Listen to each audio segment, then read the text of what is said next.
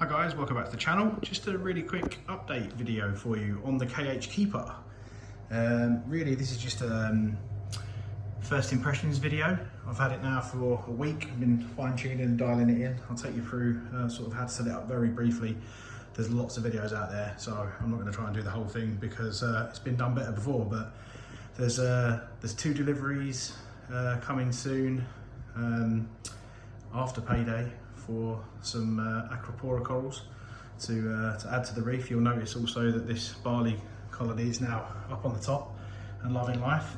So yeah, some great stock updates coming this month. Going to put some nice corals in this tank, so look out for that one. On to the KH Keeper. So this device is made by Reef Factory. Let's get some light in there.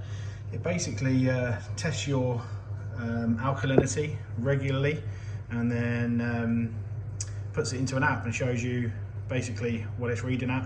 It also will alert you if it's inside or outside the range. Now, because I've got a lens on the camera, this looks blue, but actually this is green, this light that it's showing now in real life. I'll take the camera off there, you can probably see it a little bit better. That's a green light that's on in there, and that's really good visual because if your parameters are in range, that stays green. If they're out of range, that goes red and obviously alerts you via a push notification. And if it's in the middle of the testing process, the light will go blue, so you know it's testing. So basically, it's a little bit fiddly to set up this, if I'm completely honest with you. But then I don't think there's any controllers or out testers out there that aren't. And the way it works is basically you have a line that goes off to your main tank that takes tank water. You have some KH Keeper fluid that you have to dilute, which I've put in this dosing container here. That gets taken in, it fills it up with a sample of water. It then very slowly adds the KH Keeper stuff and then tests the pH as it goes. It does it really, really well, and it's not that loud. It can make a bit of a racket when it's adding the reagent, but other than that, it's not too bad if it's inside your sump cabinet. It then tests the water, and then you have the option to pump it back into your tank, which I don't care who you are. I don't trust any chemical going in the tank unless it's made for that purpose, so my advice wouldn't be to do it, although I have seen no reports of anyone that has and there's been problems. I know the KH Keeper fluid is acidic in nature, so it is going to slowly lower your pH depending on how many tests you do. So yeah, my advice is to get rid of it to drain or to a water bottle. At the minute I've got a little 1.5 litre bottle there while I decide what to do with that, but that will last a little bit. It's about 50 to 60 millilitres per test. So if you've got a small tank on this, you might need to think about replacing some of that salt water if you're going to test 4 or 5 times a day, because that's 200 mils of water going out of your tank. Mine is obviously 400 litres, so it's very minimal, and I do currently do weekly water changes, so I can top up the salinity if needed on that one. So basically, when you first install it, you prime all the lines, so you get all the tank water to prime inside, and you prime the reagent lines, and then you have to calibrate each of these pumps. Maybe not that one, because that one takes it to waste, so we don't care about that one. But you have to prime that and then calibrate that like you would any doser. You prime that and calibrate that like you would any doser, and then you also have to calibrate the pH probe using some sachets and some liquid. Now, I've used them before because I have a jacuzzi, believe it or not, and use that. I use a pH probe on that, so I'm used to doing it. I'm just going to walk over here to show you what I use now. Rather than use the sachets they send you, if you go online, Milwaukee pH buffer 4 and 7 are exactly the same thing, but they come pre-mixed. You don't have to dilute them, and you can basically just cut the top off and dip the probe in. So much easier. So if you've got one of these, do yourself a favour and get them to calibrate. God, it's a lot easier and it's a lot more accurate. So once it's calibrated though, we've run a few tests on it. Now, there's a bit of a difference between accuracy and precision. And I don't want to murder this because BRS say it a lot better than me, but basically precision is how close you are to the actual real result, and that's great. But in hobby test kits, you can't expect to be sort of microscopically close when you're doing any of these tests. There's definitely a margin for error. Now, accuracy is the ability to do the same thing exactly the same every time, and that's really important with this KH Keeper because it does that very, very well. So the same amount of water will always end up in there, the same amount of reagent will always end up in there, and then the same reading off the probe will always end up in there. What that has resulted in though is when I test it against 3 or 4 other alkalinity testers, what I've found is that this is sometimes just slightly off of what they're reading. Now, I trust the alkalinity tester by Hannah, And I've had that tested. I've done loads of sort of other testing before, and that's always been near as damn it perfect. So I use that as a baseline, and using that against this, there is sometimes a 0.1 or 0.2 out. Now that's not something to be worried about, because I know what the real thing is, because I've got the Hannah to check back on. But the idea of this bit of equipment is that you don't have to do that as often. So what I found is that I've tested it and calibrated it, and I've got it to the point where I know what the Hannah is, and I know it's very close.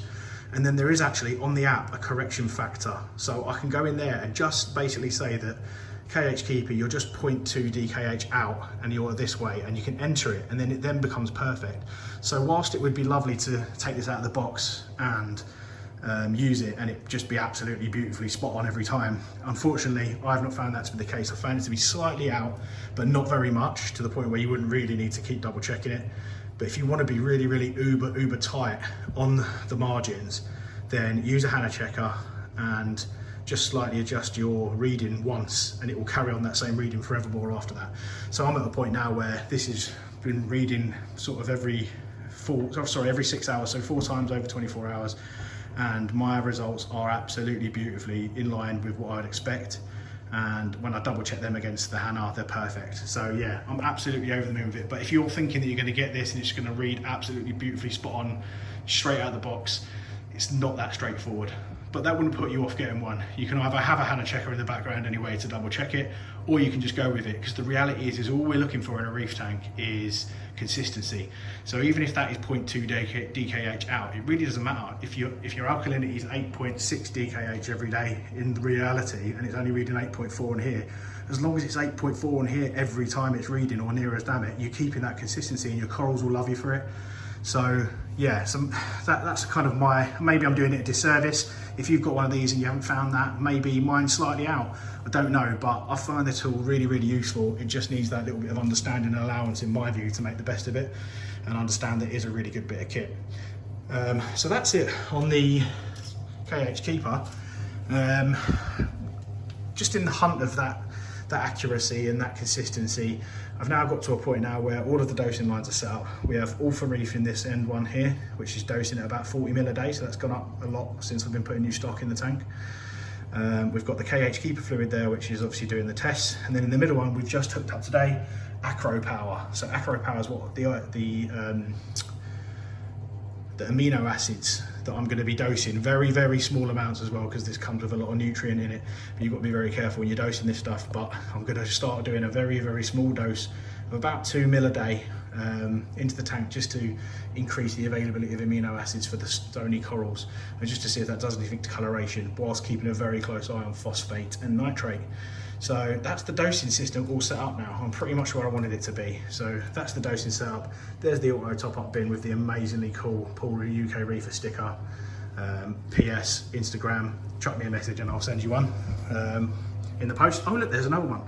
And then just to run back through again, return Chinaman, comes through here, comes through the amazing clarity, which I wouldn't be without now, through a bit of biological filtration down the bottom there, through a UV, then through a skimmer, which is now performing amazingly well. You see the foam that I'm starting to get through that, and then back into that back chamber, past a little Reefer reactor, and into quite a messy return section that needs a bit of a wash. There's the auto top-up sensors and the dosing lines. So we're now all set up. I'll just put this back on quickly and show you a few of the corals. A bit of a fleeting weird update, this one, but when I first put this plate in Monty in, there was a big hole in the middle of it, and that is absolutely day by day closing up and doing really well. So really happy with the Montipora. And you'll see this top bit was a tester frag here, and you can see where that's absolutely growing onto the rock now and basing out. That was also a tiny little frag that was half dead, really come back to life. Got a couple of war corals in here now. They're starting to base out. The stylo's loving it. The big Indo barley colony is just beautiful. Seems to be going well. Still very early days, so I'm very nervous about it, because you never know really. They take a good few weeks to settle in. So keeping a close eye on the flow, because it's quite close to the power head, which has been turned down a little. All other colonies looking great.